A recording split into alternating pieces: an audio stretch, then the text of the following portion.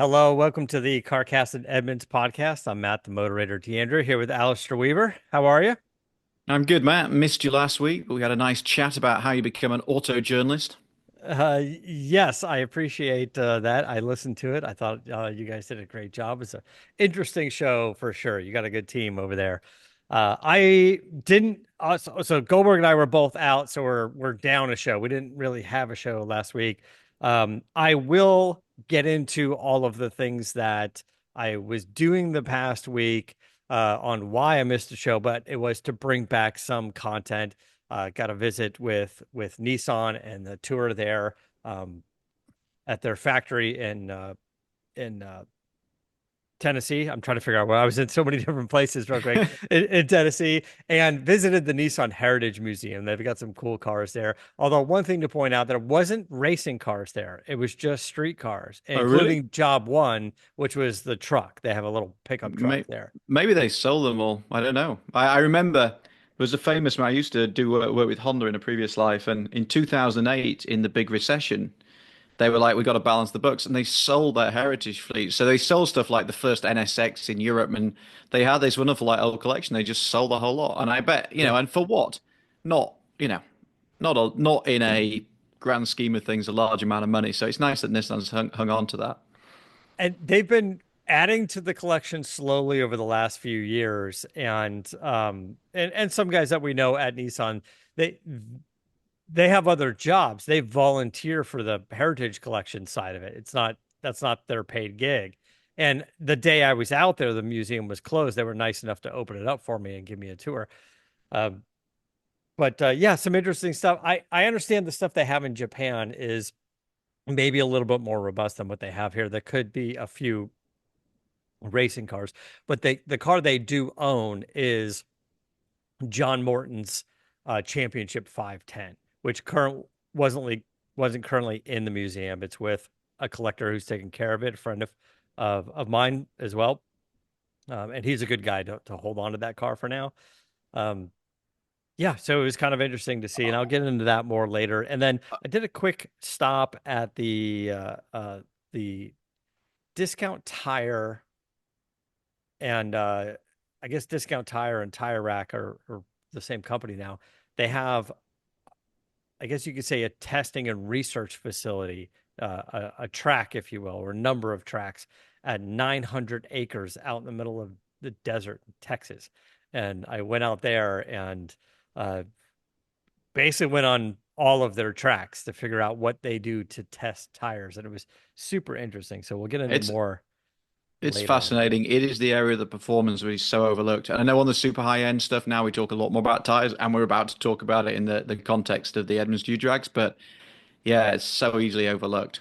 Like I, whenever you do side by side testing, it's unbelievable how much difference a tire makes. it is, and it's not like you're going, oh, hey, should I get Michelin Pilot Cup Sport twos, or should I get something just a high performance summer tire that's nowhere near that? That's not what we're talking about. Like I tested while I was out there two similar separate brands, but two similar tires, all weather tires, in a battery of tests, water and not water and stuff. And not that either one of them was a horrible tire, but one of them was 60 to 0 braking in the wet. There was about a 40-foot difference. That's And, insane. Yeah. and yeah, maybe it was about 30. And in the dry, it was about 10 to 12-foot difference, which is about a car length, right? Like, and they were both really good tires. It just sometimes, one is just a little different than the other. And one could be more comfortable or quieter, and one can be, Yeah, and now one heavier. of the things with the whole EV world, EV tires are generally very expensive, and also because it's all about low rolling resistance. But how do you have low rolling resistance with good grip? Because are those two are those two in competing with each other? So there's Yeah. and then you don't want big tires like our Lucid ends up on skinny little tires because it's all about range. But then it doesn't have the grip, it doesn't have the stopping performance, and so then when you get the performance ones, you go back to mass. It's all over the place, but It's all over the place. it's a fascinating world that is we just don't talk about enough. Yeah, yeah, absolutely. And like we said, we'll get into it more. But yes, one of the things that's been coming up certainly in the last few years is testing the tires with EVs. Like for so long, they're like, oh, let's grab a 3 Series. Like we know it handles well. It's a good benchmark of a vehicle. Let's test tires on it, you know. But now they've got to bring something out there that weighs 7,000 pounds, you know, Yeah. like my truck or a Lucid or something. And the amount of tire that gets eaten by the weight of that vehicle is not insignificant. This is a big, I know we're not really getting into show and kind of going on here, but it's kind of interesting that you're absolutely right. A friend of mine runs a company called Emissions Analytics, which did a bit of work with in the past. They're doing a lot of work at the moment in tire emissions. It's like the next big thing because it's like, oh, great, get an EV. Okay, the Rivian weighs 7,300 pounds. Yeah, the amount of emissions from tires is actually really significant. And not just Yeah. tires, but obviously you've got brakes as well. Now some EVs use regen and things like that. But yeah, tire and brake emissions are prodigious. And if you have these massive heavy vehicles, like you run around in your Cybertruck, it's chewing tires up, it's a big deal. So it's always like take with Yeah. one hand, give with the other. Anyway, that being said, all that aside, we want to get into the fun stuff. There's been a number of announcements. I don't know, just a number of announcements of new cars being released, and everything is just the fantasy factor. It's everything's super expensive and super fast and super limited, and you can't get one. And if you can, you're going to pay way more than whatever pricing we're going to discuss. But it's all super fun stuff to see. If you were thinking this show is about real world shopping advice, we do get into that. That is who we are. This week, bit more indulgent. A bit more. But let's start with the U-Drag videos. We've been talking about the past few weeks of you guys getting just a whole plethora of cars out there and doing a bunch of videos and then being able to come back, edit the videos, crunch the data as you would, and release them. But one of the most anticipated videos was Lucid Air Sapphire versus Tesla Model S Plaid, With right? track pack. With trackback. Okay, and I'm sure there's even more in the names of of these vehicles, but um, yeah, let's get it. So the Model S, though, to start with, you have to explain what a Lucid Sapphire is for those that aren't really up to snuff on the Okay. Lucid Air Sapphire. But the Tesla Plaid certainly was getting all the buzz. It was running, I don't know, 9-second quarter mile times, and I think Jay Leno drag raced one or did something with Tesla, and you guys have had your hands on one, and there's all kinds of videos floating around the web of this thing scooting along rather quickly. But Lucid, So let's what? well let's start at the beginning. So Model S, as we know, has been around for forever. Um, and then the Plaid came along as a way of kind of reigniting interest in the Model S and trying to flog a few more. Tri-motor, so three electric motors, 1,020 horsepower, which at the time sounded like completely otherworldly. 1,000 pounds, 50 feet of torque for 90 grand. Now, on top of that, we put the $20,000 track package on it, which is really significant because that's carbon ceramic brakes, different wheels, Goodyear super talking about tires, Goodyear supercar 3R tires, and there's a whole bunch of other stuff that little tricks that come with it. But that is actually fundamental because in our experience, the Plaid's brakes in its standard form are not really up to the job. And it was all about kind of going fast in a straight line. The track package is supposed to be about making it stop and handle, which of course is absolutely critical when you're doing the U-Drag course because so much of it is about braking and how fast it corners. That's the point of it. So we eventually finally got our hands on a Model S Plaid. There's really two cars to run it against. There is the Lucid Air Sapphire and the new Porsche Taycan Turbo GT.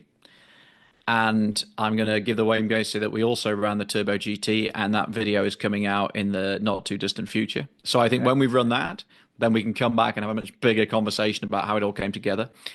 But let's start with the Lucid Air Sapphire. So as you know, as I think if you're not familiar with the show, Lucid essentially was a spin-off of Tesla. A lot of the people who are there now, in fact, they sent an engineer down to the track to set the car up for us and make sure everything was, running properly. He was ex-Tesla. In fact, he'd worked on the Model S. So it's the same with Rivian, but definitely between Tesla and Lucid, including Peter Rawlinson, the CEO, who's ex-Tesla. There's just been, there's so much movement of people between the two companies. But to some extent, the Lucid Air is what the Model S would be if Tesla had ever bothered to replace it. And Yeah. then the Sapphire is a tri-motor version of the Lucid Air with 1,234 horsepower, which has to be something to do with the marketing department, and 1,430 pounds-feet of torque. So you've got 214 horsepower more than the Tesla and over 400 pounds-feet of torque more. So you're literally sitting there in the start line in a car with 1,000 horsepower saying, there's a big danger I'm gonna lose here because that thing's got 1,200 horsepower and 1,400 pounds-feet of torque. And these are big, heavy sedans. Yeah. They're a latter day BMW M5, if you like. Big difference, I should say, in price. The Tesla with the track pack is about 110 grand. The Sapphire is a quarter of a million. So it's 2.5 times the price. But anyway, we eventually got these two together. And just to give you an indication like how seriously now this is being taken, I mean, we dreamt this thing up as a bit of a fun extension of our usual testing program. Now we've got manufacturers actually testing. So Lucid admitted that they'd run tests at the same facility to basically practice and hone their car and see what it would do so they knew where they stood. Okay. Porsche apparently has also been looking, trying to figure out how quickly its cars would go. So everybody's got a bit, it's always a bit of ego involved. Anyway, Lucid came down, brought an engineer with them, and off we went, and there we were, sat on the start line with what have we got between us, like 2,344 horsepower or something. Yeah. All right. So digging into some of the numbers on these cars, and uh I guess, the video is out. We can talk a little bit about the results of the video as well. I'm just trying to bring up some of the Yeah, yeah. Lucid So part stuff. of it is like how you set it up, because you kind of had a choice in the Tesla. So you've got like a drag strip mode, which is all about optimizing the launch, and you've got a track mode, which is more set up for cornering. In the Sapphire, you don't have that issue. Basically, you're just in track mode and away you go. So you got launch control on both. So the first run, I was driving the Plaid, and basically it got a good start, but then the Sapphire just went away. It's got more, it's got more power, it's got more torque, and power to weight's better. And then as I came out of the corner in the Plaid, basically the stability control kind of came in and said, "Hang on a minute, we don't, we're not going sideways here," and or even just deploying all the horses. And it was kind of a little bit crude the way that it cut in, and I think that cost me time coming out of the corner. Okay. Obviously, you don't want to go sideways, but you want to be able to power out the corner, and that came in was a little bit crude. So then the Sapphire won fairly easily. In the second run, Jonathan, who's our head of testing, switched into track mode, which reckoned he was slightly slower off the line, but much better through the corner. So it was a slightly tighter race. But either way, Sapphire won pretty convincingly, Yeah. and we were doing we across the line we were doing 164, and bear in mind it's only about half a mile from the apex of the corner back to the end of the straight. I mean, the numbers are Yes, I was just going to ask insane. if either of those cars has a top speed limit, because we had talked in the past. Some cars, Yeah. they may top out at 125, just limited electronically. So they're, the last part of the drag race is just at maximum speed. So if you got there quicker, arguably could win. But No, yeah, I mean, I think both of these are 200 mile an hour cars. There's no reason. I mean, aerodynamically, tires, all that good stuff. These are proper. I mean, okay, you're going to burn the battery at 200 miles an hour. Like, you ain't going very far. yeah. Um, How and many that was, times were you guys able to do it before battery performance pulled back? well, this is the thing, right? I mean, we talked about this on a previous show that for an EV to perform, it has to be, in our experience, pretty much at 100%. Yeah. Certainly, once you get below about 80%, then performance, you can feel like you can viscerally feel the performance get slower. So there's quite a lot of pressure as the driver not to screw it up.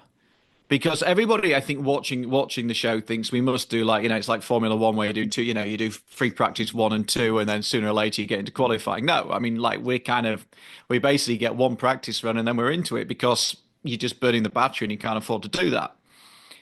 So that puts quite a lot of pressure on you. Interestingly, in the second run, so in terms of how many runs the cars would have done, this would be like the fourth run for each car. So we do practice race, practice race. And on the back straightaway, you see the Plaid start to pull in the Lucid a little bit. And I think what we were discovering is that the Tesla does a better job of basically managing its batteries and battery temps and everything else to sustain the performance. This is something we've experienced with the Model 3 as well. So it actually does a better job of hanging on to its performance. And maybe the Lucid was already starting to lose a little bit. Okay. And that's something that we kind of, if you watch the video, slightly surprisingly, the Tesla seems to be catching the Plaid at the end of the second run. But yeah, I mean, Couldn't quite do it. it's hard to put in words like how fast. I mean, I think they did 0 to 60 without rollout. So Car and Driver did something recently, and they quoted like below 2 seconds for a Porsche, but that's with rollout. We were doing, I think it was two, if I correct me wrong, it's like 2.2 or 2.3 and 2.1. So just over 2 seconds to 60. And then on to the quarter mile. But what's staggering about that is, it is really uncomfortable to go that quickly. Like you sit in the car, and the first practice run we did, I was sitting in the Plaid, and when you release it and it just goes, it's a weird experience. Like you can see on the cameras, the camera starts to shake, and you actually have like the G-force on your cheeks being pushed back a little bit. Yeah. But what's also weird is like once you've done it two or three times, your brain, I mean, a lot of race drivers talk about, oh, Formula One's fast, but your brain kind of readjusts. It is a bit weird that once you do it two or three times, your just senses readjust to the fact that this is what the acceleration feels like. And we jumped out of these cars into a BMW M3 CS and a Mercedes C63 AMG. And they was like, oh, this is all right. It's like a hot hatchback. And it's it's like a 700 horsepower car or something, 600 something. And it's amazing how fast your brain just adjusts to the speed. But yeah, there was quite a lot of pressure because we couldn't run these things too many times because the battery would go. Like we knew that everybody wanted a piece of this. And yeah, there was quite a lot of pressure. Okay. And Yeah, then 1.34 G. Yeah, quarter mile. If you go back a little bit, yeah, I mean the final speed, the trap speed, 163.3 for the Lucid, which is seriously rapid across the finishing line, and it was 1.9 seconds faster than a McLaren 765 LT, which is extraordinary because the 765 LT is this stripped out, super hardcore yeah. McLaren, Right. So which that was the top of your leaderboard. The UDRAG's leaderboard was the McLaren. And yes, and now we're looking at a little bit of some data on them, and we'll have to, you see this on I mean, YouTube. But yeah, just quarter look at mile, quarter mile, 9.2 seconds, and this is on an airfield. It's a completely. This is not a drag strip. This is an airfield, which is actually being an airfield quite high grip. The only thing we'd done to start to just to set it up was we were trying to do like burnouts, but This thing's got so much grip. I was trying to do like an all four wheel burnout, and he just wouldn't do it. Okay. It wouldn't spin all four tires and all the rest of it. But I mean, the McLaren does the quarter mile in 10.2, 9.2 seconds at 149.6. I mean, it is brutal. And then the times we were at, here we go, final time on those. 29.6 for the McLaren, 27.9 for the Lucid. And it just does it with brute force. It's just so much power. I get the silly 1, 2, 3, 4 number of the horsepower, 1,234, just to make it very memorable, I guess. 1, 2, 3, 4. I guess I could have just meant 1,200. That's easily as memorable, but uh yeah, crazy. Just a Uh, beast. And if you look at the braking, I was just looking at that braking performance because they both got carbon ceramic brakes, but also like the McLaren has this little pop-up rear spoiler, which is also the air brake, I think they call it. Yeah. But your brake, I mean, like the Lucid's braking time, bear in mind how heavy this thing is. It's like over 5,000 pounds, 6 seconds, and the braking G there because we run VBox data loggers on all this stuff, so we get quite a lot of data. Yeah. You know, we're getting a we're getting a braking force 1.39 G, McLaren 1.45. So this thing is stopping as well as it's going. And then the other thing that was nice about it, the Lucid's so much nicer to drive than the Tesla that you could trail brake it in nicely, get back on the power. It all feels quite linear. I mean, it's an extraordinary piece of engineering. Look at that acceleration force, 1.16 G versus 0.84 for McLaren. I mean, it's just unbelievable. And something like a 2,400 pound difference in the What is it? Is vehicles. it? Have we got we must have the weight on there. Yeah, the Yeah. Lucid's 5,356 pounds. The McLaren's under 3,000. Right. Yeah. 2,404 pound And difference. the Lucid is a sedan car. Like you can literally fit five people in comfort.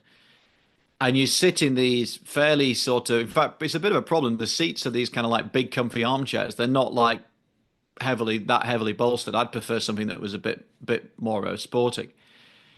So you just sort of sit there in this massive, comfortable limousine and then just do this like insane time. Now I'm curious, like when we start getting to the EV portion of the Lucid Sapphire with these super fancy grippy tires and the way it's configured, uh, it must it must eat up the range, right? Because you can get a Lucid Sapphire, you can get a Lucid Air with an incredibly good amount of range, but that's with skinny tires and the aero wheels and you know all of that. Now and That's right. I mean, fewer you're all. less big battery, but whatever, fewer motors or a little bit less weight and whatever the range is. I don't remember now. Something like a 400-mile range. I mean, that's right. You're always going to sacrifice range. Not. I mean, it's not always about the performance because you're not. If you're doing normal driving, you're not necessarily deploying all the performance. But things like what tires you're on do make a big difference. But again, the Lucid's got such a massive battery to start with that I don't think we've actually we haven't range tested the Sapphire, but the Lucid has got already our range. If you go to our Edmunds EV range test, it's the number one anyway. So yes, you sacrifice a bit, but it's not. I think for the average buyer, it's not a big drama. It's funny. I was on a Yeah, TV show this week talking about the Rolls-Royce Spectre and about electric vehicle range. yeah, And we kind of were just saying, like, actually, if you've got a Rolls Royce, this is like going off a tangent, but it was like a big thing about like range and why depends who you're on, what you're doing. You're buying a Rolls Royce, you're not going to drive it 400 miles and something. You're going to drive it around Beverly Hills and you're going to take your Range Rover if you're doing big distance. And maybe it's the same with this as well. Although the thing about the Lucid is it could actually you could genuinely use it as an everyday car. There's no way you could use a 765 as an everyday car. It's just way too much. Yeah, Lucid, the Air Dream did over 500 miles on our range test. Grand Touring did 465. So you still got plenty to play with. So I would have thought that even the Sapphire's around the 400 mark, probably a bit more. yeah. And that's still at the high range of almost Oh anything yeah, that's out it's there, a right? Like I just but it's 250 grand versus, it's 2.5 times the price of the Tesla, which is still an incredible bargain for what it is. Yeah. Uh, Listen, it's interesting. It must have been fun, and it's a different world. Like going out there and going, hey, we want to test the fastest thing we've had on our track. We would have never have thought a handful of years ago that was going to be, an electric vehicle for sure, with all the crazy supercars and the $5 million price tags of the things you see at the Quail, Yeah, and event in Monterey. where does it all end up? Because realistically, going any faster than that, is it's almost like the acceleration war is done. It seems that way. It's like we're in the low 2 second range and of 0 to 60 times of like I don't even know what you do beyond that. Like, No, are we even chasing that number anymore? We're not even chasing that number anymore, right? We're chasing like I don't know 0 to 150 to well, it was to kind of zero. interesting. Maybe this is a neat segue into everything else we're going to talk about, but it was interesting when they were quoting Ferrari came out with the F80 this week, and it was kind of curious that they were quoting 0 to 62, which is 100 kilometers an hour in Europe. So you normally knock a bit off, tenth or something for 0 to 60. So 0 to 62 in 2.15. Yeah, But now we got to then, get into three. We got yeah, to get into three numbers. Two past the yeah. decimal point at this point But because the to big one, say yeah 2.1 or 2.2, they're like we're splitting hairs. and then the other one, the big one that they were quoting is 0 to 124 miles an hour, which I think is 200 kilometers an hour, isn't it? And that's 5.75 seconds. And McLaren, who unveiled the W1, quoted the same figure, 5.8. So Ferrari's saying 5.75, McLaren's saying 5.8. So this is probably the next thing. It's like 0 to 200 kilometers now because it gets more, Yeah, it's something else to measure or top speed or, I mean, top speed, once you get above two, top speed's kind of irrelevant, right? yeah. But anyway. All right, so let's get into those cars a little bit more. First, let's just take a quick break and then we'll get into those.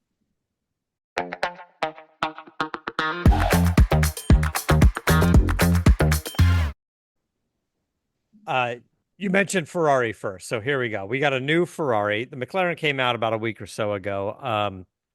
The Ferrari F80. This is their new supercar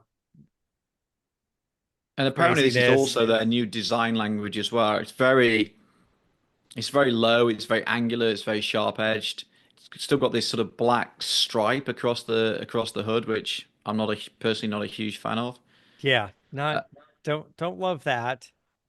And then now, who knows what they're going to do with wheels, but this particular wheel design that they're showing with kind of looks like when the Taycan was debuted with that kind of futuristic looking wheel. I oh, don't that's like right. it. I Yeah. didn't like it on the Taycan. I don't like it on this car. It's a little weird.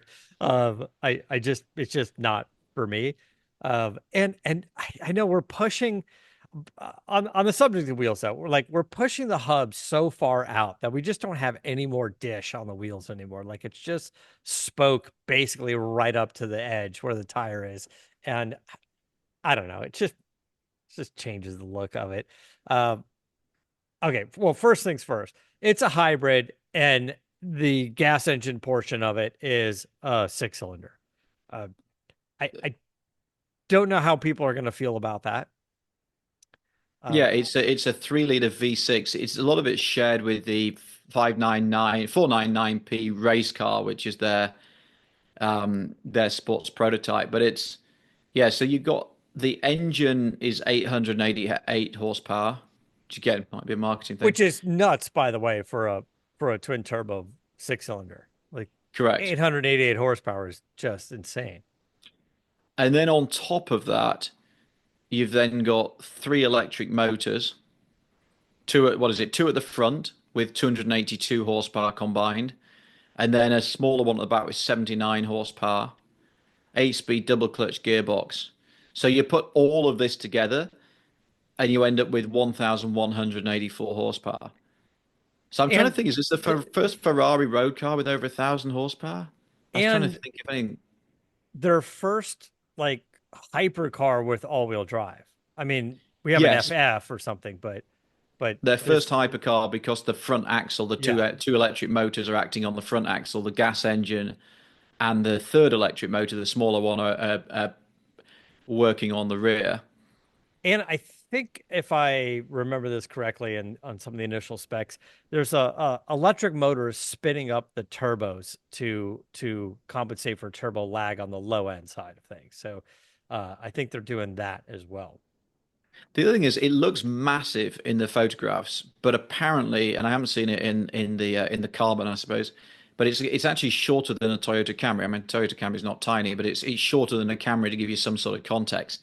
But also inside, it's a bit weird because it's what they're calling 1+1. So it's basically a cockpit for the driver, and then there's like a second. There is a passenger seat, which is like a fixed seat.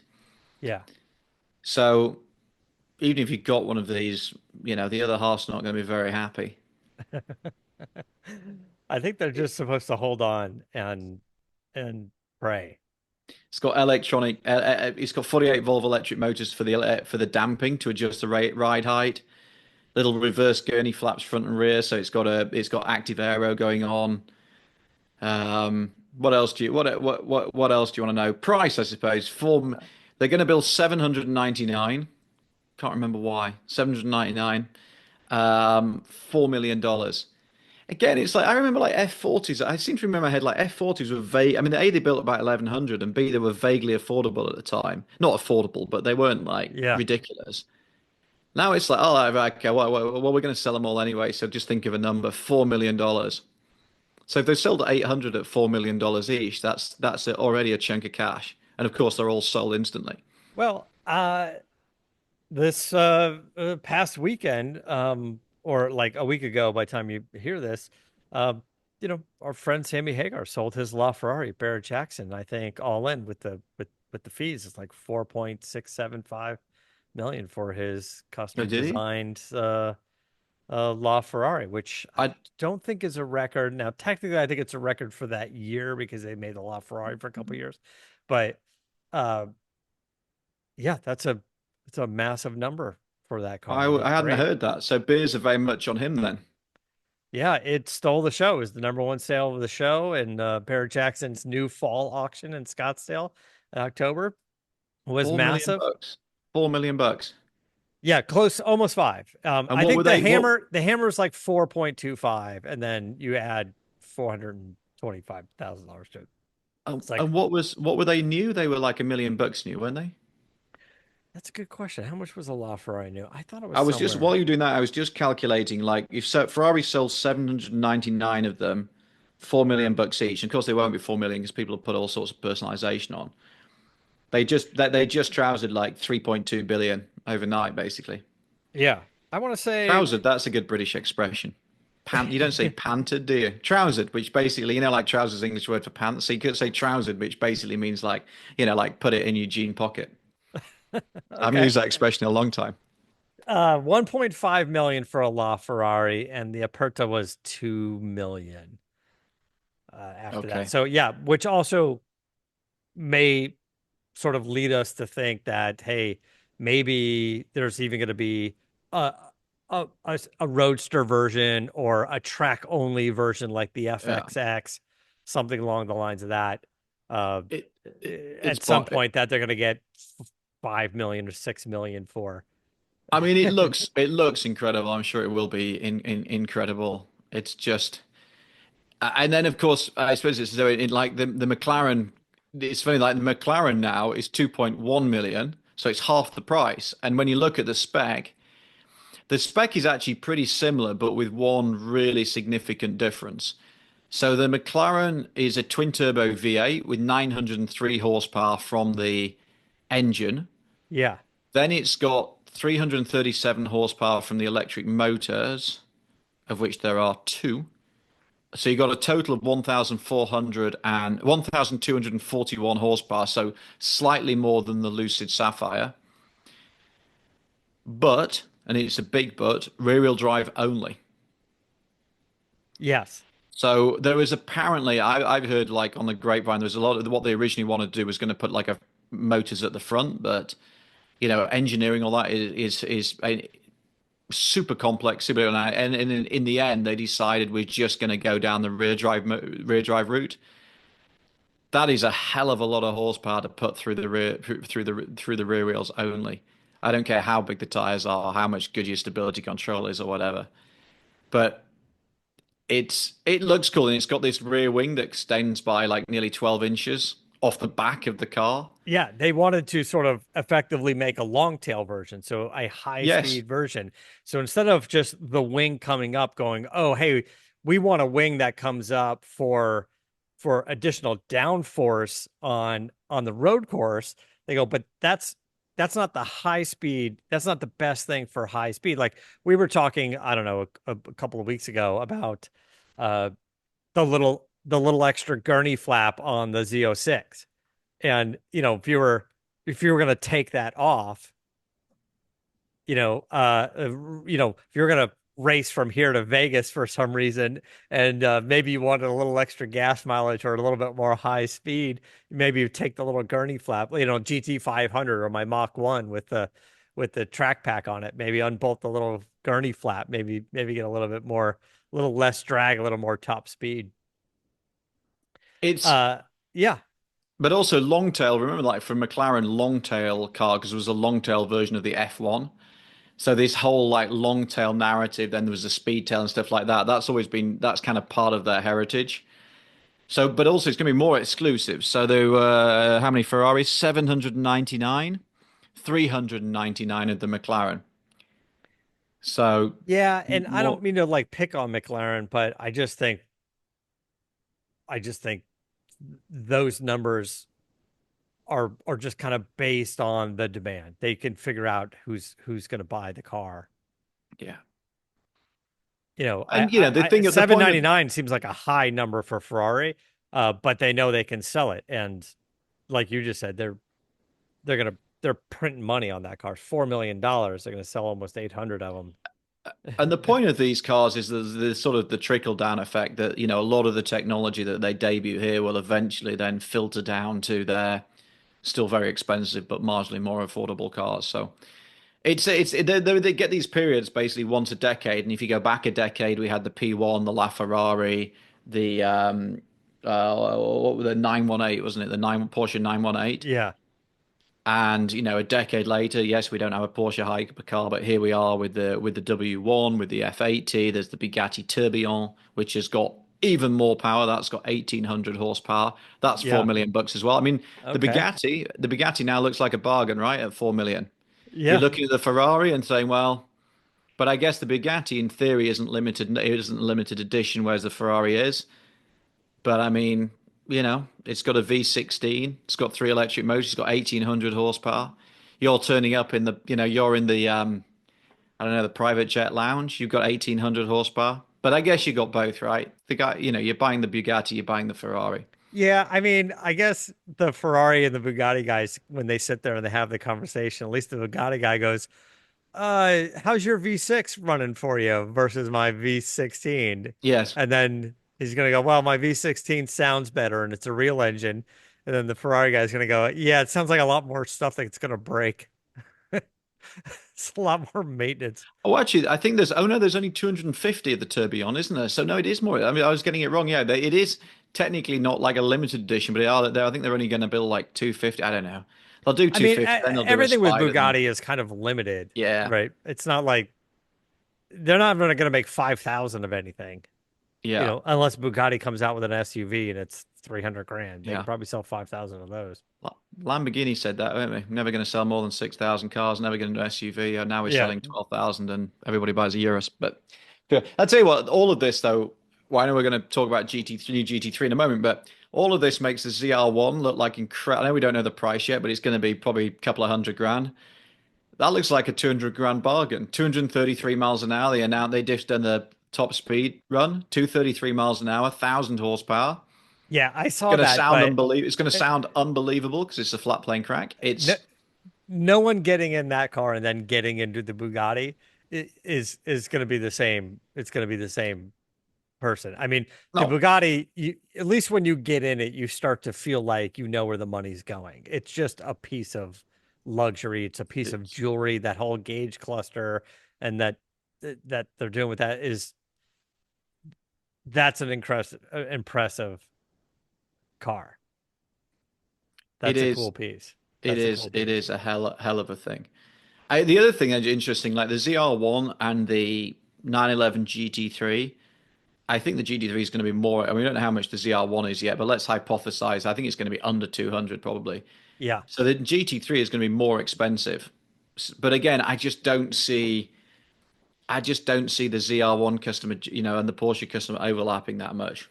Yeah. It's a psychological thing, but it's different orders because literally today, as we record this, Porsche announced the new GT3, Yeah. which is not that new to be honest. It's a updated GT3. But the big news, well, there's two big headlines for me. Big headlines is you could now have a touring version with rear seats, which is awesome. Yep. And I've been asking for years, why can't you have it with rear seats? And it was something to do with the body in white and blah blah blah. And they fixed that, so you can now have rear seats, but it's 40 grand more than the outgoing version and over 60 grand more than it was in 2022. And it's updated, it's facelifted, but there's not a lot. You're like you're looking at that and going, where's my 60 grand? There's not a lot that you can point to that arrives at 60 grand. It's That's the big takeaway Yeah. for me because I mean also it's a Porsche, so you're going to stick a bunch of options on it, and they're all about personalization. We can get in a minute. So by the time you've finished and you've paid the tax on it as well, this is a $300,000 transaction on a GT3, and that for me just takes it into a wholly different world. In my head, a GT3 is 200 grand. It's now 300 grand, which is just so much money. Yeah. When you think you can get like a 911T for which, well, that's not out yet, but I'm sure they'll do one. They've got, or just even a standard Carrera. You can do, let's say you do a really nice one for like 140 grand. It's twice the car. Maybe if you got the money. I'm sure it's gonna be very cool, Yeah, but but it's you're right. It's getting into a price range that I mean, not that all of any of these cars are really attainable, but there is a difference. Like you're looking at 150 grand, you could some people with just a modest car collection can go, you know what, that's my dream car. That's what I want. I'm going to move a few of my things. I'm going to sell my truck. I'm going to sell my other car. I'm going to sell whatever. yeah, I've And made a bit of money on my house. I can use this car every day. Maybe have that in an SUV, and that's your two-car yeah, garage. And I know people like, there's people around live near me who do exactly that. Maybe they didn't have kids, or the kids left home, or whatever it may be. And yeah, you can see a world in which people, or finance it or whatever, and you can squeak it. I think and all the data shows it. There's a big difference between people shopping at 100 to 150 and 300. yeah, Like 300 is like a house in the country. yeah. And anytime you put a two in front of it, it just starts to get it just starts to become like a different thing. You go, oh, I spent 200,000 on a car. God forbid 300,000, but you're like, I'm at 200, 240, Yeah, 260, with taxes and all that stuff. You're like, that's insane spending because I'm 200,000 on a on a car. and this is the GT3. This is not even the GT3 RS, which is going to be, a whole chunk of change more. Is some interesting stuff on it. It's the engine's carried over. Yes, obviously you can get the stick. They brought in two different packages, so you can have a Visac package on the car with the wing. Then you can have a lightweight called leaked bow, probably pronounced that wrong, on the touring version, which is kind of, you remember that ST that they did, the limit special edition one? Yeah. This is or limited edition one. This is kind of like a little bit of a version of that. So you get a whole bunch of lightweighting and you get a special badge on the pack, but I think that's going to be like another 30 grand or something. It's So so it's funny that it's they do that. Like, we're going to take stuff off the car and charge you a lot more money for it. yeah, we're going to stick some magnesium wheels on it. We're going to do Yeah. this and that because Yeah. it's all that ego We're thing, going to right? You go remove down the door handles and give you like a little tab to pull and go, well, that actually seems on less expensive. on And the you go, Visac package, they it's, have net door, the net things to door. But actually, on the last tee, you say that on the last tee, they took away the fabric door handles, which are a really cool feature. yeah, And I said, "Did you do that because they were too expensive?" And they were like, "Yeah, because every car that comes down the line, every Carrera has like a plastic door handle, and then oh, it's the T, which is one of the cheaper models. Now, you think it's gonna be so they got rid of that. But yeah, it's but then it's all about like you go down the local cars and coffee. It's like, oh, is that a paint to sample, sir? And yeah, oh, have you got the lightweight badging on that, sir? Have you? yeah, yeah. I might have mentioned this before, but yeah, I was talking to some friends, and the guy had a Lamborghini Aventador SV, I think, and ordered it, and it was in Orange County, whatever the big dealer is down there. And he's like, "This is going to be the only one, right? Can you promise me this is the only one?" He's like, "Yes, you got the white and you've got the blue graphic or whatever it was. It says SV on the side." And he goes, "This is going to be the only one we've ordered this way. And we're pretty much told that it's going to be the only one in the country." Uh, he gets the car, they deliver it to him. Within like a week, he goes to like a meetup at the dealer, and right when he pulls in, there's another white SV with the same graphic on it. And he goes to the salespeople or the sales guy. He's like, "What's up, man?" He goes, I had this car for 10 minutes, basically, and you're telling me it was the only one. There's one right there." And the guy goes, "No, that one has the SV painted on it. Yours was a sticker." So you have the only one with a vinyl sticker. And granted, it's probably a $7,000 vinyl sticker, and the guy's got a $30,000 SV painted on the side. and and and the salesman's like, "See, I promise you, you got the only one." I How remember pissed turning. would you be? I remember turning up at a track day in a Carrera and like getting in. This was in Belgium at Spa-Francorchamps, and all these guys said, "Oh, you've only got the Carrera. Yeah. Oh, it's not going to be very fast around here, is it?" And then at lunchtime, my mate's got a bit of tape and like taped an S after the Carrera on the back of the car. Yeah. The base Carrera. Yeah, you're right. Oh, the Like, base Carreras. I mean, honestly, like the 911, the base car's fabulous. Or there'll be, I'm sure there'll be, the GTS or the T or all those cars like that. So, I mean, the GT3 is going to be fantastic. And what they're really pushing, partly because there's big margin in it, is this personalization. I think they've just got a bit, they're looking at Singer, they're looking at all those guys and saying people want to personalize their cars. So, A, we can make a ton of money from it, and B, that's kind of where it's going. So, yeah, I mean, I always dreamt of a GT3 and I'd love like a 997 GT3, but like I look at this now, I think it's just so much money. this is not for you, sir. You might This want to. Thank you, sir. Yes, perhaps you'd like to step this Yeah. way. Can I Actually, interest I you in guess a base Carrera? I remember once this is back in my UK days, but the managing director of Mercedes in the UK was like this equivalent of CEO was a young guy, and he was one of these like young executives that I don't know what happened to him, but he was a young executive who was like really going places. Like, right, go and run the UK for a bit, then you'll end up on the global board. So he looked young, and he was quite young. I don't know, it's probably like late 30s or something. And he told me the story of walking into me. He was doing his like research, and he went and mystery shopped a couple of dealers, and he literally pulled out an S-Class brochure. And the guy walked up to him and went, "Sir, I think this perhaps would be more appropriate for you," and like pulled out a C-Class thing. Listen, I was running a tech company. I went to go buy my BMW, and I went to Mercedes first, and they were like, we don't do test drives." Not for the likes of you, sonny. Yeah, that's what he meant. That's what he meant. And I was like, "All right, I'm gonna go to BMW, bought an M3." Look at you now. Yep. Now look at me. I have a Mustang. I mean, that's it, right? I mean, it's funny that I was looking at GT3, and I'm fortunate enough to have a classic 911, which is kind of probably worth not even half what the GT3 is. But I wonder whether I'd actually enjoy the GT3. If I was I mean, because the GT3 probably isn't the nicest everyday 911, so it's still a fun experience car. I just don't know that I would get two and a half times the enjoyment out of it. I love having a classic 911, the sound, the Yeah. sensations, just the feeling of driving something, with that kind of history and heritage. And it's the same. I was looking at like even these crazy hypercars and like a Carrera GT, which was the last manual Porsche hypercar, which is just a fabulous thing. They're like 1.5 million. Far rather have one of those than a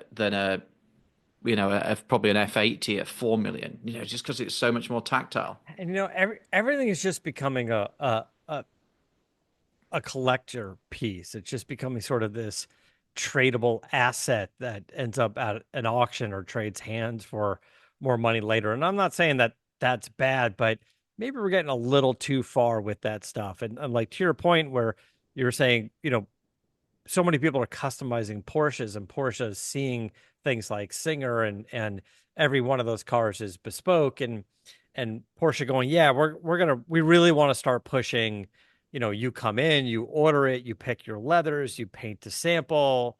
Aston Martin's doing it, Rolls-Royce has always done it.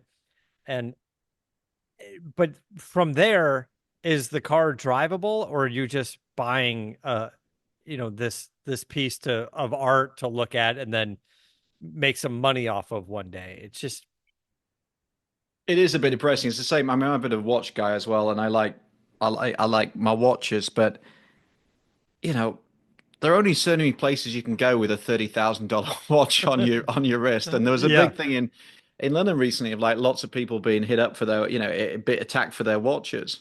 And my brother's got like a quite nice watch, not a particular one. He's like, oh no, I don't go out wearing it. I was like, what's the point?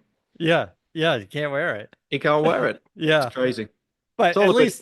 at least I like you can go home and put the watch on and sit and watch TV for a little while and just Yeah. wear the watch, and it's not like you're putting miles on it. So like you can at least just like sort of admire it. Like the car, it's like every time you fire it up and you take a friend for a ride or go out to a Cars and Mm. Coffee or something, it's like, are you slowly diminishing the value every Yeah. time? It's like This trip to Whole Foods just cost me 200 grand. Yeah. yeah, right. And then there's the other side of the coin of, these supercars like F80 and stuff, and they're hybrid technologies. They got batteries and electric motors, and people that are buying them are most likely not really driving them. They're collecting them. And what is the shelf life of, we brought this up many times, of Yeah. those batteries and those components? And it's just like, honestly, it's like F80 and Bugatti is they made a crazy supercar, but they didn't make a real collectible car in the eyes of the engineering. Yeah. They made something fast and crazy. But I don't know. It's like there's already, plenty of stories about McLaren P1s and batteries and LaFerraris and batteries Yeah. and replacements and what are they going to do? And I think you had mentioned that, Porsche has recognized it and trying to step up their game Yeah, on Porsche just did something cool with the Carrera GT. They just came yeah. out and said, "Look, we've redesigned the tires for them, so get these tires." I think that Porsche is really really good at that sort of stuff. They probably lead the way. Yeah. And Porsche probably has more driving customers than some of the Yeah, other I, brands, th I think that's undeniably true. but anyway, what do you say? We wrap things up. Is there anything we're missing? We should probably. I got to pick the kids up. Then I'm going to a 1970s school disco tonight. Not really Okay. my thing, to be honest. Don't like dressing up. Don't like dancing very much. But at least there'll be a bar. Is is there? I was gonna say, is it like at a kid's school? It's at a hotel. It's for the kids. It's for the kids. Yeah, but there's Sure, a there's bar. people out there Sure, there's people out there listening who've got like young kids, and it's like, yeah, like the school organizes something, it raises money, so you go. It's for the kids.